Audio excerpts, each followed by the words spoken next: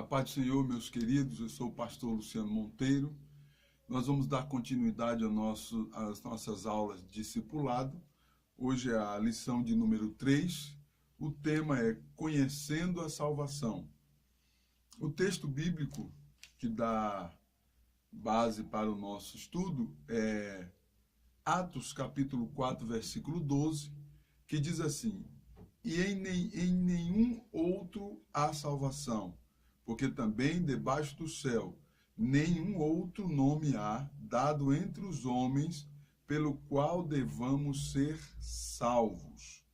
Ok? Então, conforme o texto bíblico, em nenhum outro há salvação, em nenhum outro nome há salvação, né? Nós vamos aprender nessa lição, saber reconhecer a suficiência da morte expiatória de Cristo para a salvação de todos quanto nele creem, né? Todos quanto nele creem. Não há aqui na Bíblia um número definido daqueles que vão ser salvos, não. Esse número é indefinido, é todos quanto nele creem, né? Também nós vamos explicar que para ser salvo o homem precisa arrepender-se de seus pecados, né? Confessá-los, abandoná-los e aceitar a Cristo como seu único e suficiente Salvador. Também vamos aprender a descrever os 3 principais aspectos da salvação, que é a justificação, a regeneração e a santificação, né? Observamos que a raça humana encontra-se irremediavelmente perdida. Por que a raça humana encontra-se irremediavelmente perdida? Porque Adão, por sua desobediência lá no Éden, ele transmitiu a toda a raça humana o pecado, né? Então, o pecado entrou no mundo. O estigma do pecado e a condenação da morte veio com a desobediência de Adão. Com isso, a humanidade encontra-se irreconciliavelmente separada do seu Criador, né? Cristo morreu para ligar o eterno Criador ao homem, né? Essa ligação, né?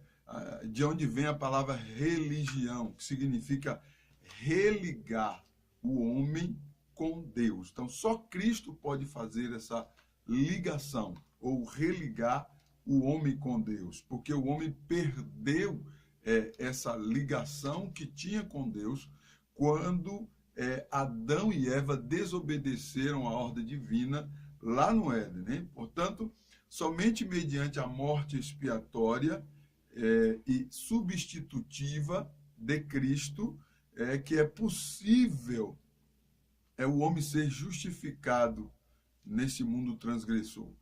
Pela redenção, mudamos de Senhor, né?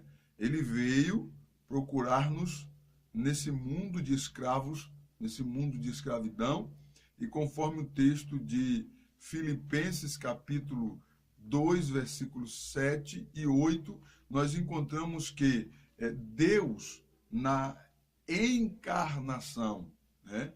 Ele, por um ato de encarnar-se, nos concedeu, através de uma nova aliança em Cristo, a salvação. Conforme nós encontramos o texto em Filipenses 2, versículos 7 e 8, Deus se tornando homem, através de uma encarnação. Cristo veio, Cristo é o próprio Deus encarnado, né? Que ele veio como homem. Para quê? Qual era o objetivo? Cumprir a lei. Porque a lei deveria ser cumprida e o homem, ao decorrer da história, ele não cumpriu a lei. O homem desobedeceu.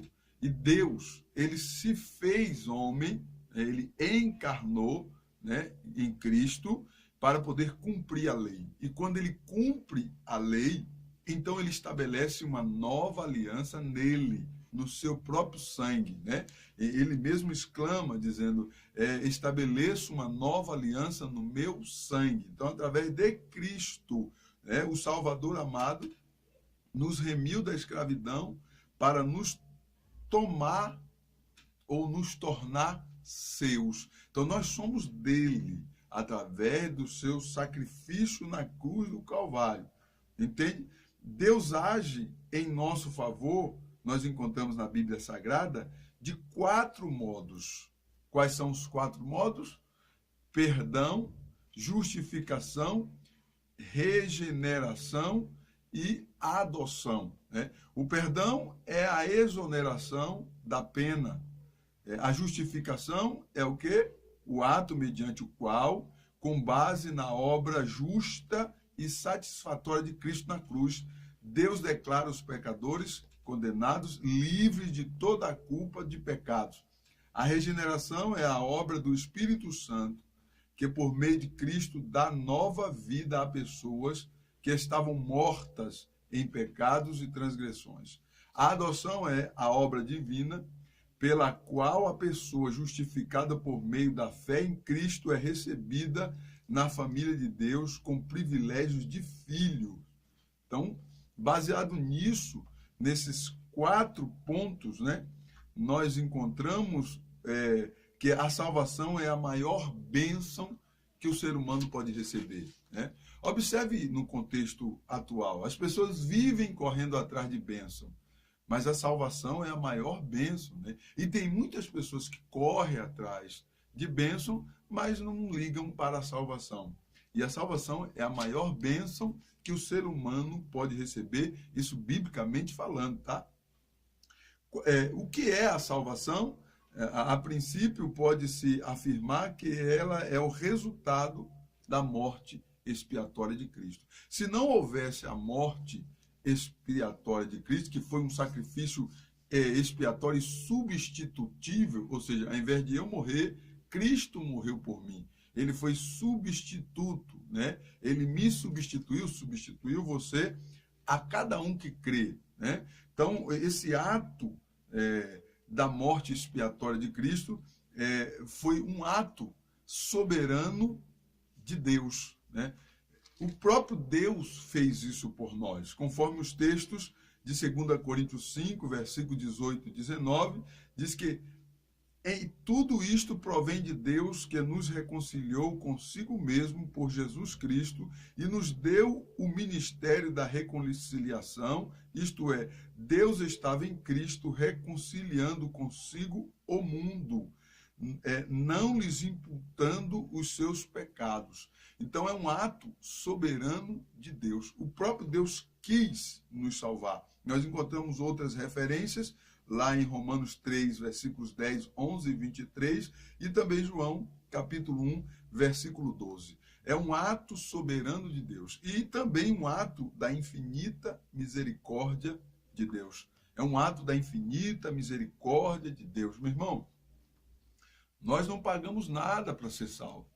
É um ato da infinita misericórdia de Deus. Entenda isso, né?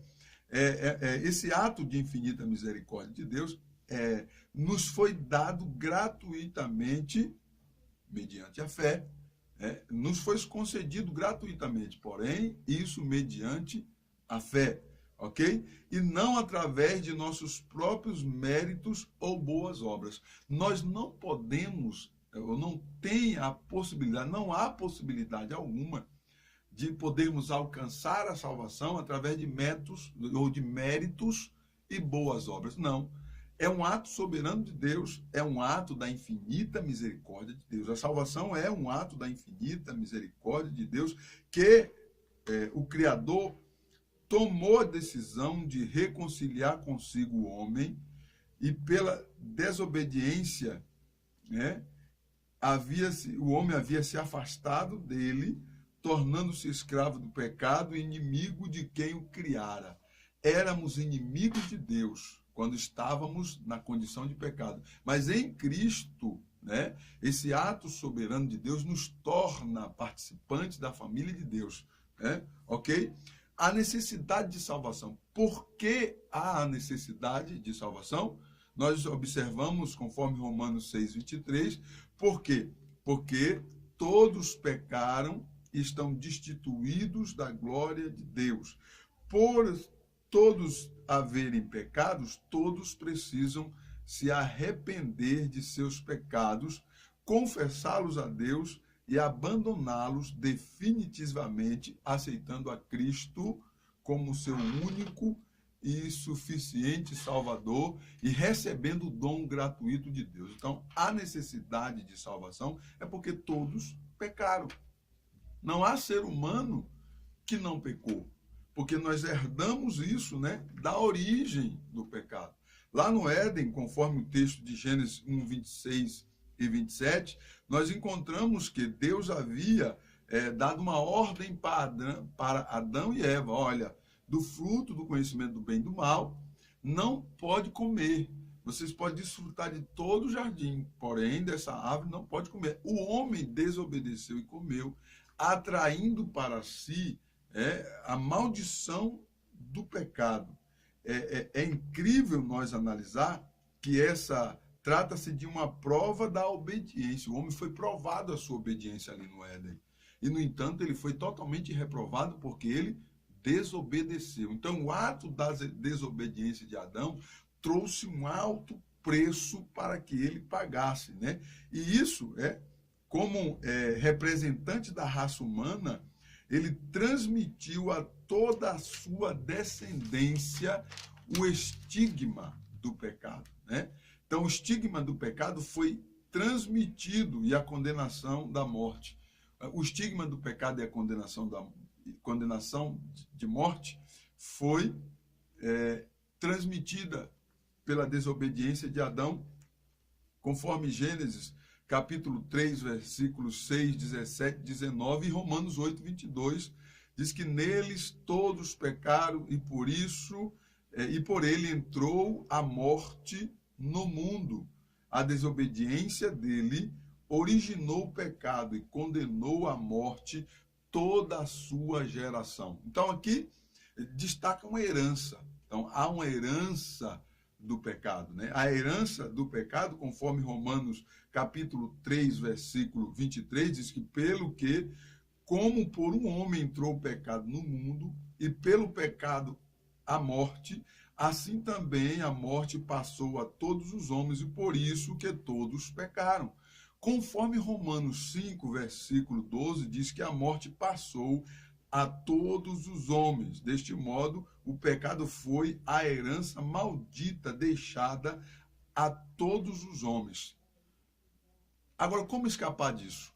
Observe que o pecado foi a herança maldita que Adão deixou a todos os homens, né? Como escapar disso? Nós observamos que tem como escapar da condenação. Sim, veja a importância da salvação. Você estava morto em delitos de pecados, conforme Efésios 2, versículos 1 e 5, e Colossenses, capítulo 2, versículo 13. E nada podia fazer para escapar do juízo divino, porém Deus em seu Filho o libertou da condenação da morte eterna. Leia João 5, 24. Então nós agora não precisamos temer o juízo final, pois Jesus, mediante a sua morte na cruz do Calvário, condenou o pecado, conforme o texto de Romanos 8:1, condenou o pecado e concedeu a vida eterna a todos quanto nele crê. Todos quanto nele crê. Conforme os textos bíblicos, não há um número definido dos que vão ser salvos. É todos quanto nele crê, né? Se você se arrependeu dos seus pecados, confessou isso publicamente, aceitando a Cristo como Salvador e abandonar a prática de pecado, a Bíblia nos dá uma garantia em Cristo Jesus de que estaremos salvos. Você entende isso? Um número indefinido aqui de salvos. E os efeitos dos pecados. Quais são os efeitos dos pecados?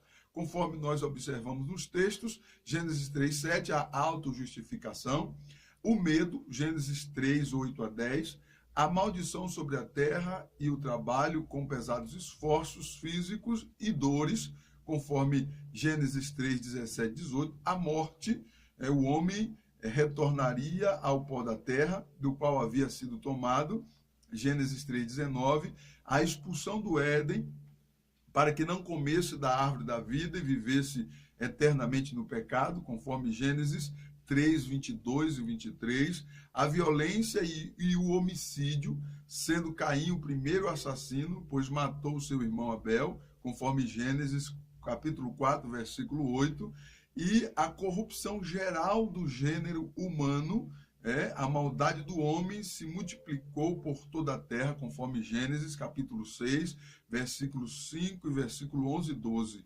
Não obstante o castigo de Deus pelo dilúvio, o homem não deixou de praticar a maldade. Mesmo Deus castigando o homem lá no dilúvio, onde sobrou apenas Noé e sua família, o homem não deixou de praticar a maldade. E hoje, cada dia mais, vai se multiplicando mais ainda, Mas Deus deixou uma porta aberta, que é Cristo, E o último ponto aqui dos efeitos do pecado são as enfermidades. Conforme Isaías capítulo 1, versículo 6, fala do estado lastimável do pecador, que sem Cristo a condição do homem é de enfermo, é de podre. Você entende isso? Quando nós observamos aqui os três principais aspectos da salvação, que é a justificação, que é literalmente você ser exonerado, ser exonerado da pena das ações pecaminosas do homem, e a regeneração. O que é regenerar? É uma mudança de condição. É como, por exemplo, você pegar uma carne que ela está podre, e ela ser regenerada, ela volta a ficar limpa, saudável. Então, a condição do homem sem Deus é essa. Tipo, uma carne podre, aqui numa ilustração. E quando você se arrepende dos seus pecados, confessa os seus pecados e abandona a prática do pecado e aceita Cristo como Salvador, então você deixa de ser uma carne podre, e recebe uma nova vida em Cristo Jesus. Você é regenerado, recebe a regeneração. E o terceiro ponto aqui é a santificação. A santificação é uma obra restauradora, que o Espírito Santo faz na vida do crente. É um ato do Espírito Santo dentro de cada um de nós. A santificação é um ato do Espírito Santo no interior do crente, que se reflete nos seus atos exteriores. Então, essa obra de santificação do Espírito Santo no interior de cada um irá refletir ao longo da sua nova vida em Cristo, irá refletir nos seus atos e atitudes agora, a partir de agora, na sua nova vida em Cristo Jesus, ok? Concluindo aqui, pode-se então afirmar que os resultados da salvação resumem-se em possuir uma fé viva em Cristo, conforme Gálatas 2:20, 3:11, obter vitória sobre o mundo e o pecado, 1 João 5, 4 e 5, e tornar-se membro da família de Deus, conforme Efésios capítulo 2 e o versículo de número 19. Observe que a salvação é o bem maior que nós podemos receber de Deus. Então, a partir de hoje, você que está na sua iniciação cristã, nos seus primeiros passos com Cristo, comece a refletir que você recebeu de Deus o maior presente que qualquer ser humano pode receber, que é a salvação em Cristo Jesus. Agora comece a regar cada vez mais a sua vida espiritual, que é como uma planta, que você tem que regá-la todos os dias para que essa planta não venha morrer, para que a sua vida espiritual não venha morrer, porque você recebeu o bem maior, o maior presente que o ser humano pode receber, que é a salvação em Cristo Jesus. Então, volto a repetir, o número é incontável, todos quanto nele crê. Confessar, primeiro. Confessar. Se arrepender, primeiro. Segundo, se arrepender dos seus pecados, primeiro. Segundo, confessá-los publicamente. E terceiro, abandoná-los abandonar a prática de pecado. E quarto, aceitar a Cristo como Salvador, unir-se a Ele. E, a partir de então, viver uma nova vida, uma vida restaurada, um outro estado. Né? Você estava em um estado pecaminoso, uma vida podre. Agora você encontra-se em uma nova vida, uma vida que foi regenerada, restaurada. E não somente isso, mas foi também justificado e foi também, além de justificado, regenerado, agora vive um processo de santificação, que é a obra maravilhosa que o Espírito Santo está fazendo na sua vida, na minha vida e de todos quantos creem no Senhor. Amém, meu querido? Então, Deus abençoe a sua vida. Eu espero você na próxima aula. A próxima aula de discipulado será a aula de número 4, que é Conhecendo a Igreja. Nós estaremos tratando desse assunto e dá um joinha aí no vídeo. Compartilhe o vídeo para que outras pessoas também possam ver. Se você conhece um novo convertido, compartilhe o vídeo para que ele possa estar adquirindo um conhecimento, um enriquecimento espiritual para a sua vida em Cristo Jesus, ok? Se não se inscreveu no meu canal, faça isso agora. Se inscreva no meu canal, que será uma fonte de bênção para a sua vida, em nome do Senhor Jesus. Que Deus te abençoe grandemente.